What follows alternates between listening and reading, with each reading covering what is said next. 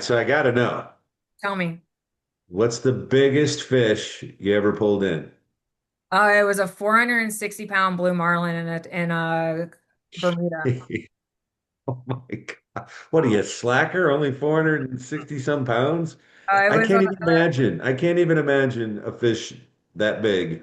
and that was And before I started going to the gym and so like my arms were they were jello for a couple days. all right, everybody, welcome to another edition of What Drives You. I am one of your co-hosts, Stan Windhorn, and with me, as always, my good buddy and co-host, Carl Bauer. Carl, how you doing today? Say hello to everyone. Hey everybody, and little brother. You forgot about little brother too, from Little another brother, mother. my little brother. Yep. Yep. No, welcome everybody, and we've got a new friend, interesting guest, Miss Megan. How are you, Megan? I'm doing well. How are y'all? We are good. Good, That good, good. that Charleston twang's already coming out. Yeah. So I've Megan been in is a friend. Austin, Texas for 20 years, so I say y'all too. It's a good word. Good. Yeah. I lived there for 9 months, so I got a little bit of it, especially when I'm talking to y'all. Then I do it. But Megan is a new friend that I'm Stan. We were at the same event a couple weeks ago, Women in Automotive, which was a great event. Yeah. We unfortunately, because there was like 20 dudes and 500 women, did not get to meet in person there. But I met her the other day on the phone, and she's got a great story and journey and career. So we're excited to Awesome. hear about that.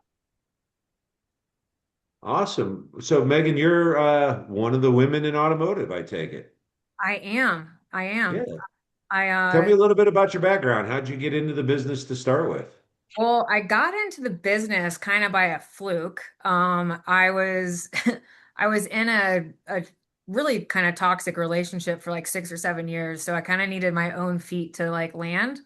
And the up and coming NADA president came came by my business, and she was like, "You need to come do this." And I was like, "I don't know anything about cars. Like anything I ever heard about was you were born into it, whatnot." So I took a risk about 15 years ago and joined. I started off at a local auction here that was bought by a larger organization, did that and outside reps, met a lot of really cool dealers there.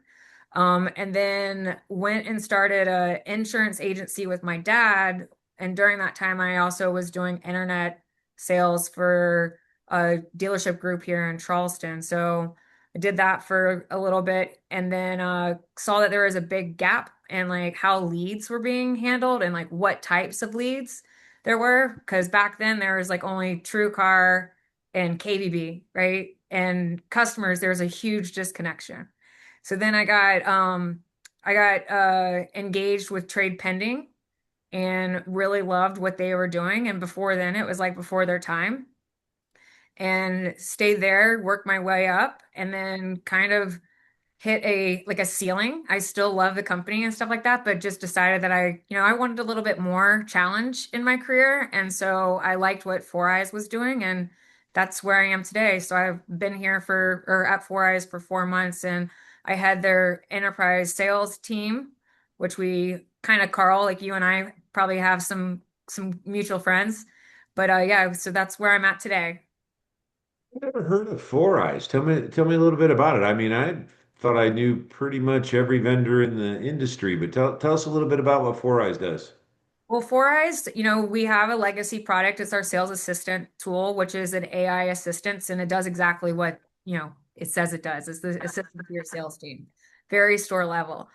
So what it does is it's tracking misleads. It's helping out with salespeople with that follow-up that they might be dropping the ball after, 4 or 5 days because they were getting more on their plate.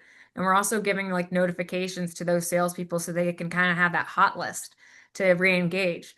Back in February at NADA, we really launched our newest platform, which is our Connect CDP platform. Which, if you're familiar with CDP, customer data, we also are trying to just give that golden record for the clean metrics. And we're doing consent management as well as merging all your data into Snowflake and helping managing that for you. very beneficial and new, hot off the press for us this year. Hmm. Do you, speaking, Megan, of you hit a company name that is near and dear to Stan and my heart, which is where we met, was at TrueCar. Yeah. So when I got recruited to come to TrueCar and interviewed in a couple different roles, the trade-in part of it was where my history and my interest, my passion was appraising cars, buying cars. Well, Stan was employee number one uh, at the time it was the vehicle purchase program, which Yeah. turned into True Trade. But that's where he and I met, and he kind of took me under his wing and housed me and the whole deal. So that's where our brotherhood kind of started. But do you guys, does Four Eyes currently work with TrueCar, or was that That just was my experience of talking about how there was a huge disconnect when I was at the dealership. Like got it? you got the purchasing order from TrueCar. You went and built out the car, and then, you know, back in the day, no salesperson wanted to touch that because they couldn't make any money off of it. So it was fun. And then the other option was KBB. And back then, I mean, their data's even gone a lot further than it was, when was that? 9 years ago. Now they've expanded, but even then, the customers, there's a big disconnect in our trade process and how we communicated that to our customers. Yeah, yeah, cool. Transparency. The automotive area and space has gone a lot further in the last 10 years with transparency to their customers. It's really nice to be part of a companies in the past that they're really focused on kind of changing the brand of what automotive is to customers, right? So we're Yeah. making it easier and we're more customer centric.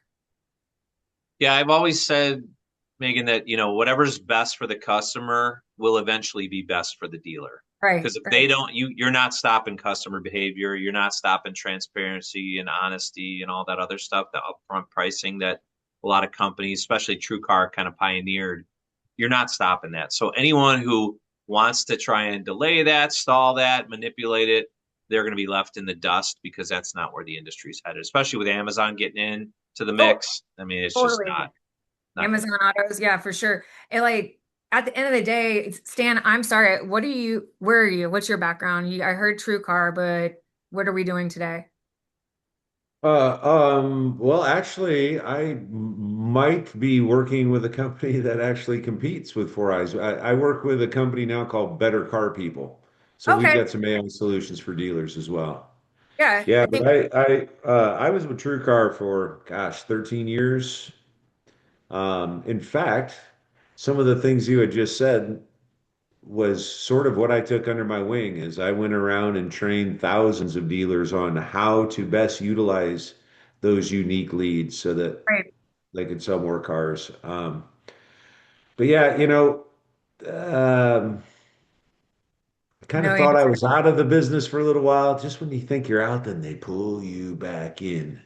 Oh man, Um, sink. yeah, automotive and sales has been in my blood for a long time, for many, many years, along with lots of other things. But if we could, I want to go back to 2 weekends ago. We had the founders, or maybe not the founders, but the people who run the Women in Automotive conference.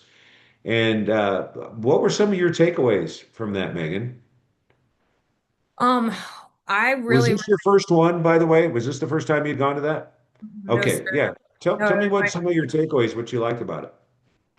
it was my third. I didn't get to go last year, but I did go this year.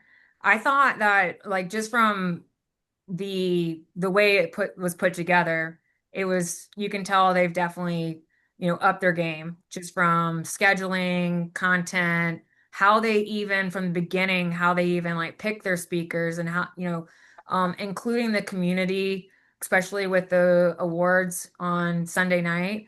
Some of my biggest takeaways was I really love Lou and Fred's session about mentors because what they did instead of like listening to somebody for 45 minutes and speaking about mentorship, like we all broke out into small sections and we talked about like that one moment that changed your automotive career, right?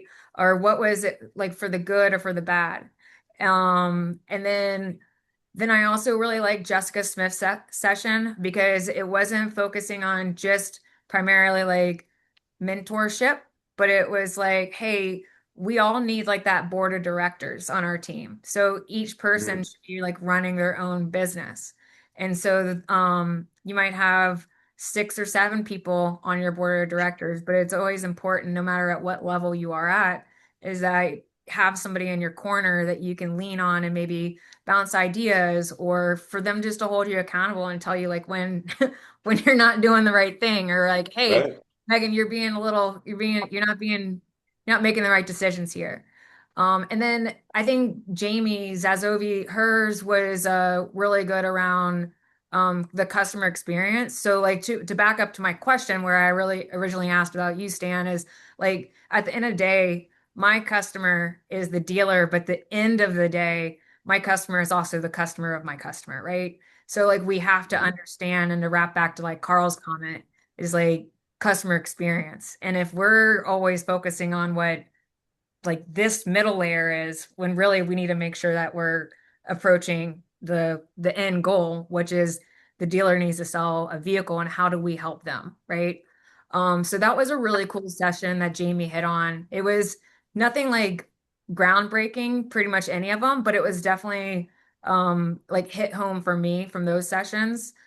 Lisa, I did not get to hear hers, but I heard hers was great. And then Liza with Carter Myers, if you haven't heard her speak, she's phenomenal. Just about culture and like how it doesn't really stop at the employee. It like in how they check in and clock in at the door. Mm. Carl, were you there? Because you sound, I think you were around that time. No, I told you about when I met her dad at NADA. So Yeah, I didn't, great. I met her at NADA just for a minute, but that was early Sunday morning. So I had some other things to get to.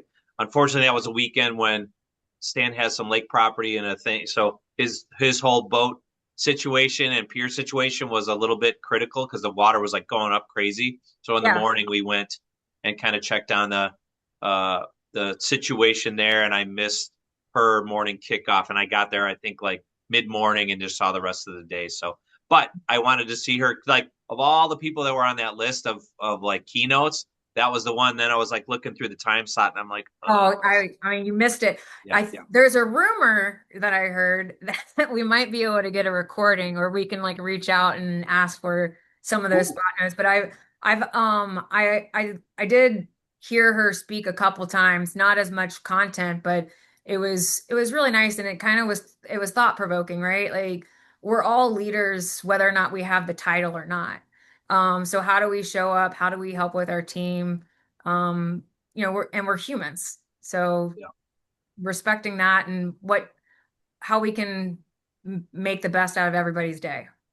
yeah, and that you know we I want to get her on our show here because she's just Stan. I think I told you a little bit about her. They have a big chunk of their business is employee owned, so they've like taken the whole dealer group. I think it's about what, Megan, 30 stores or so, and Hmm. they've said, hey, we're going to spin off a chunk of that to be ESOP, employee stock option, or whatever they call it.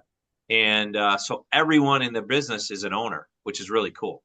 Changes the culture 100%. Totally. Nice. Yeah. I didn't get to see any of the speakers because I was really only there for maybe an hour. Got to see some old coworkers. One of them was a speaker, Carrie Wise. Did you get to hear Carrie? I would have liked to have seen Carrie Oh my speak. God, I completely forgot about hers. Hers was standing ovation, Stan. Yeah. Oh my God, True Car, yeah. I mean, her like kind of like clip was more about like, oh my goodness, her her thing was about like not working to prove to others, but to like work and prove to yourself, like showing your own value. And I think that's what a lot of us do, like male or female, right? I know we started the conversation talking but about the conference, but I think a lot of us sometimes make the mistake of we have to prove to somebody else. Well, really at the end of the day, we have to prove to ourselves, right? And like Yeah. and it ends up being a lot more fun and rewarding when you're living for yourself and not for others.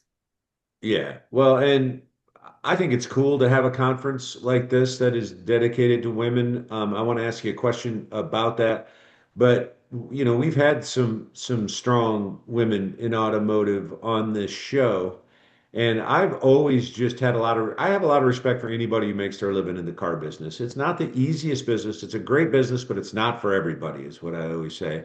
Yeah, But for women to succeed in this industry, I think is even a step up and impressive because it is, a fairly male-dominated kind of a thing.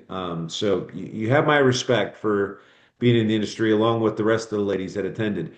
But my question on that is there just a real sense because it was mostly women and Carl that were there. I mean, is there sort of that like sisterhood kind of feeling that comes with that kind of a conference?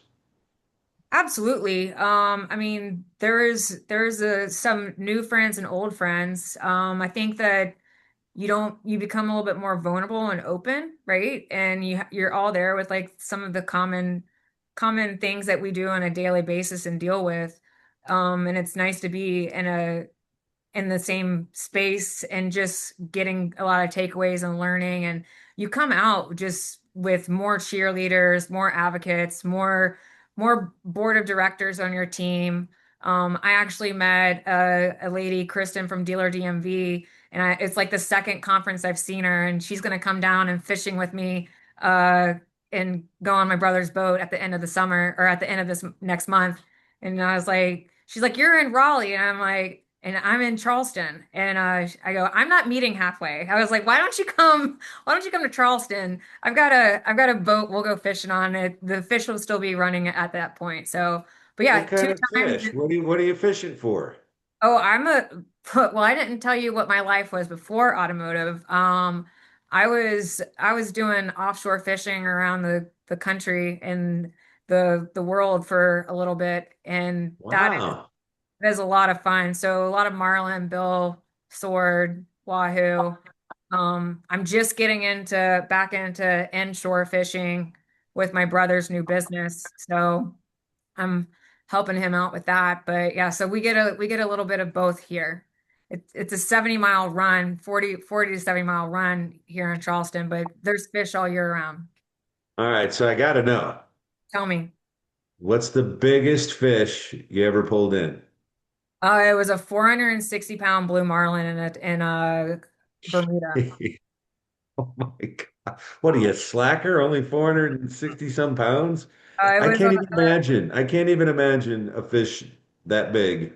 And that was And before I started going to the gym and so like my arms were they were jello for a couple days. I Could can only you, Megan, imagine the excitement. Megan, send us a picture of that maybe we could pop up here during the thing if again if it's appropriate. It's always fun when we have these conversations, Megan, because we start talking about like survivor stories or our day jobs or whatever, and then people like, oh yeah, and I ran a marathon around the world, and you're like, what? Wait, that's more interesting than everything we just talked about.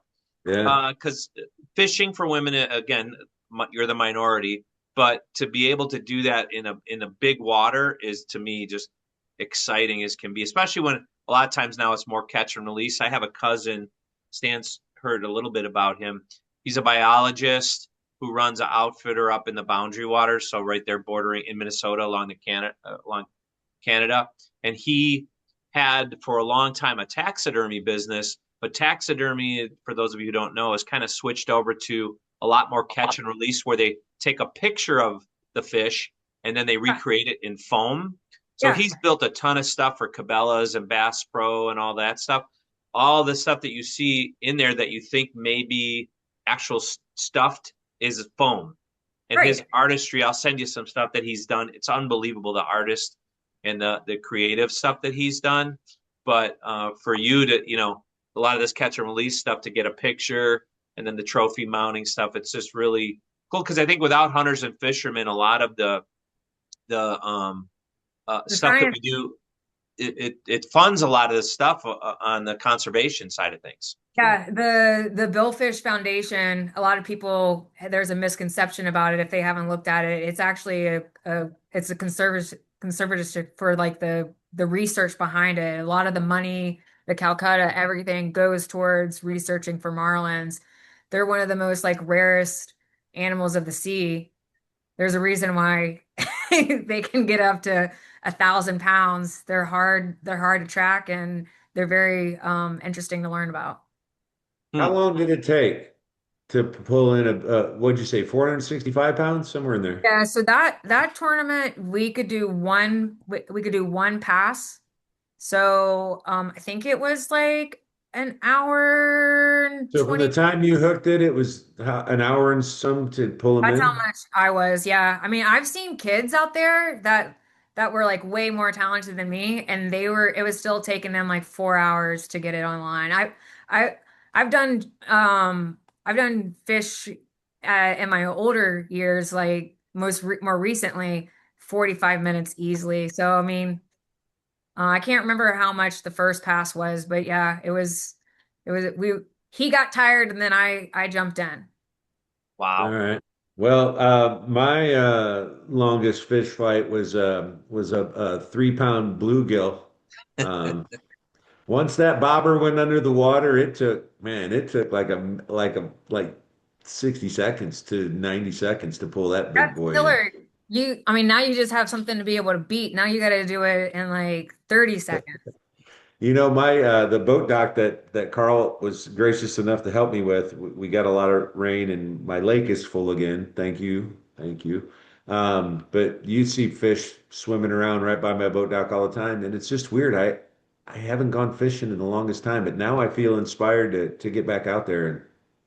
Do it. Uh, Wish I there could. are no blue marlins in Lake Travis, though. I'm reasonably sure of that. I don't think so. No. Man, it was interesting though because I had not. It's a clear-ish lake for what it is. It's kind of the spillway of everything else. But this particular weekend that we were there, because it had come up, I mean, in the last 30 days, it came up like 10 feet.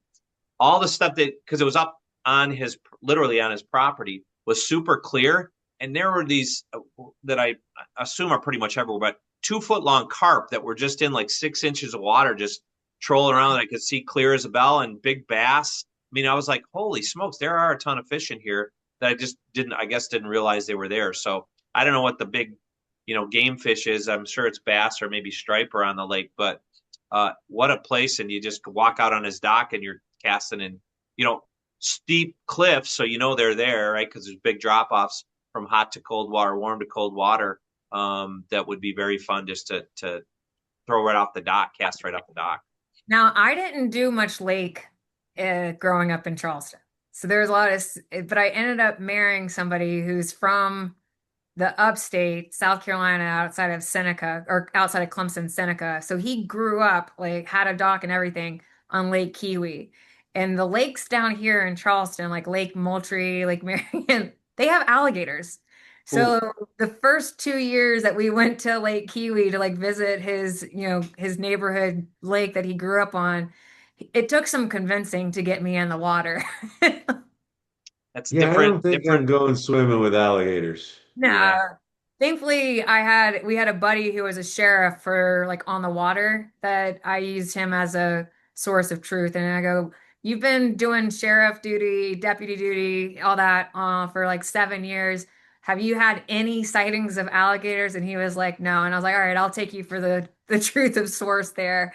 But I mean, we got a little pond over in my neighborhood, and there's like a 8 or 9 foot alligator that so. I don't trust a lot of waters. I've Yeah. seen what's in I there. don't blame you. Don't blame you. That's Well, crazy. that's cool. You got fishing. What is that your main hobby? Or is there something else that you like to do as well? We do a lot of outdoors. My husband and I, my family, we grew up doing, duck hunting, turkey, deer, a lot of that. So that season's coming up. So the whole family is going out to the land and feeding corn and the you get done with it and then all of a sudden like you have to prep all year long pretty much. So dad, brother, and husband have been super busy the last month. Yeah. I Fun, know it. It's fun. coming up. I'm a bow hunter for whitetail. So, we're getting the property prep. Matter of fact, that our landlord, who's a friend, just said, hey, I'm listing the property. We're like, no, we got all our stands up and our trail cams and everything. So we got to see if he's going to make it. He did fortunately list it, Megan, at a higher price, so we think it's going to hang around a little bit.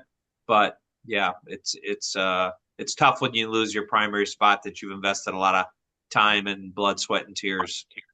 So y'all are like leasing the property. Yeah. Well, no, just pre-lease, but it's our property. It's 40 acres in the middle of a huge. If you look on a map, it's called Harvard, Illinois, and it's literally right across next to the border of Wisconsin. So just massive whitetails who just eat corn and soybean all day long. So they're just these monsters and very very fun little area. And there's turkey there too. We didn't get pulled turkey tags this year, but just a fun place to get out and enjoy nature. Yeah, I mean, sitting out there is such a challenging, like you have to just you put your phone away, you have to let your thoughts. And so I really, whether or not you see anything out in the wild, just like watching nature, but it takes a lot of self-control. Oh, Did you start with bow or how did you get into bowing? yeah, I started as a kid. I've been very involved in standouts. As I'm on a board of a camp, summer camp. It's a year-round camp now, but it was a summer camp then.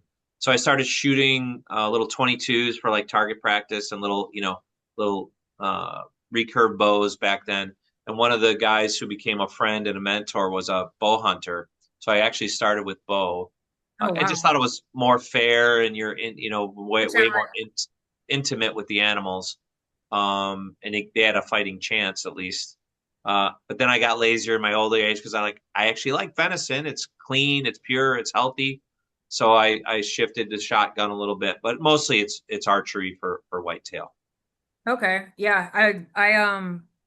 That's haven't graduated there yet. I can shoot just as good as the next man, but the bow is challenging for sure. I have a buddy who's been doing it for like maybe 4 or 5 years, and he kind of the same thing as the challenge and the fairness. Yeah. Um, so you're Well, because hitting. you gotta figure out how to get these things within like 30 yards or less, right? And their sense of smell and hearing and sight is unbelievable. So you got to blend in like a Sasquatch, to be Are you invisible. hanging from the tree? Yeah, Uh, yeah. so I was talking about this last season. I don't know if they've made it, but the GPS tracking for the actual bow, like Hmm. that's what I think they need because like he's like the bows that he was using, if he lost one or missed, he's like they're not cheap. And I was like, if only they had like an Apple tag for him where you could kind Are of you go, talking about for the arrows or the Yeah, bow? yeah, arrows. Oh, for yeah. Yeah, the arrows. I Well, you think brought they up a do. good point though, Carl. Megan, do you got any Sasquatch there where you hunt? Um, No, so downtown or down Charleston, there's no Sasquatch. I hear that he's what? come through a couple. There's been sightings in my lifetime, supposedly, but I don't think so. But as far as deer, we have very, very tiny deer. So Yeah, That's why there's the a lot of the Sasquatch aren't there. They coastals. want a bigger deer. Yeah, that's probably why I stand because they like elk and moose and all the big stuff. yeah, Yeah. That's why. there's no mooses in South Carolina. So Stan, make just so you're aware of context. Stan and I have this ongoing debate about UFOs and Sasquatch. He's on the pro. I'm on the questionable side of things. But I did send you that video last night, Stan. I hope you watch it. That was Joe Rogan talking to a Sasquatch expert, and he says he's got DNA proof. So Oh, I didn't see it. All right, I'll look at it. I'm shifted. I'd like to throw in too and see if y'all want to come back and we can have another conversation if mermaids are real. Because if UFO, Ooh. yeah, there's crazy documentaries and weird videos online about mermaids, and I'm like, I maybe. saw a documentary about mermaids that if you watched it, and if you believed that what they were showing you was real, it made a pretty good argument that there were mermaids. But then I'd heard that it was all BS. Made up. But I don't know. Hmm. I'm a Sasquatch fan. I'm pretty sure I've got Sasquatch DNA You hone in on that somewhere one, along the line. seeing the facts. Yeah. Yeah, yeah, Well, cool. yeah. Just Megan, before we get to the car questions, real quick, So you've been in this about 15, 16 years, it sounds like. What's your favorite thing about our industry and what's your most frustrating thing? Maybe not about your job or your company, but Yeah, yeah, about yeah, our yeah. industry. Um, I think if can I do it backwards? Yeah. Frustrating. Yeah. Sure. I think frustrating is that we're behind. Like, um, I made a conscious decision to make sure that I had a good balance of people that I went to that were outside of automotive for like business questions, career, like what are we doing wrong kind of thing. And some of the things that we're building we're we're more skeptical, I think, and it takes a little bit longer for us to make decisions. And maybe that's because of like the type of thinkers we are. Um, I don't know if that's a good thing or a bad thing, but I would say sometimes it gets frustrating, right? And then I think, can you repeat the second one or the? Favorite or why, what you love most about our industry? We have a lot of really talented people. We have a lot of thoughtful, uh, and and thoughtful thinkers here. And I've learned so many great things that have helped me get to where I am today.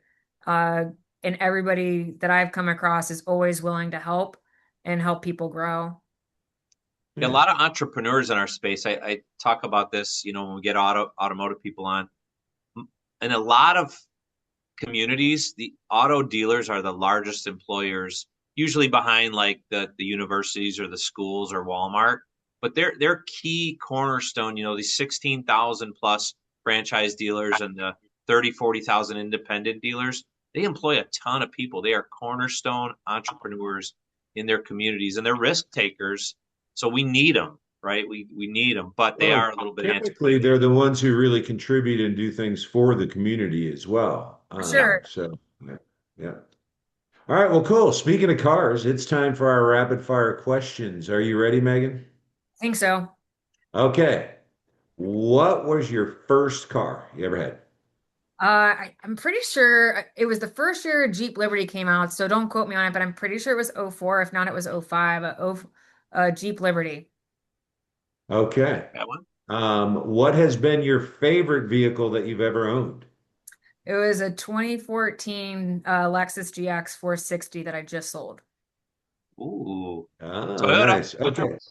All right. So budget's not a concern. What is your dream vehicle?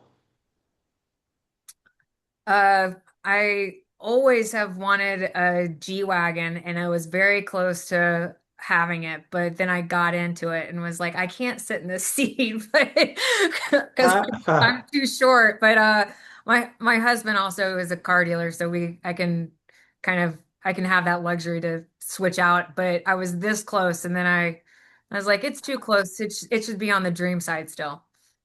All Yeah. right. Good answers. Good answers. All right, Carl, let's go to our wow question. Sure. Right. Real quick before we do that, thank you, Megan, for joining us. And Yeah, who's thank you. your husband run a dealership? What does he do? Yeah, he has a dealership here in Charleston, South Carolina, and an independent one.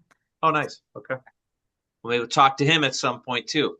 But because that's kind of my background as well. So we always wrap these episodes up with kind of words of wisdom. We call it our wow question. And as our followers or subscribers kind of know, this whole journey and this whole channel came out of COVID and just a creative outlet for Stan and I to kind of talk to new friends, can reconnect with old people. But really, it's about what drives you in life. It's not so much about what drives us in the car industry or what physically drives us around day to day, but it's about what drives you in life. So we end these episodes with what would you tell 18-year-old Megan that you know now that you wish you knew then? Your words of wisdom to her, young Megan.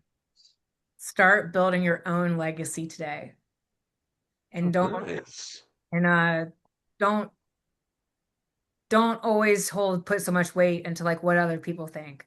Like trust your gut. It's a good one. Yep. I like it. Very nice.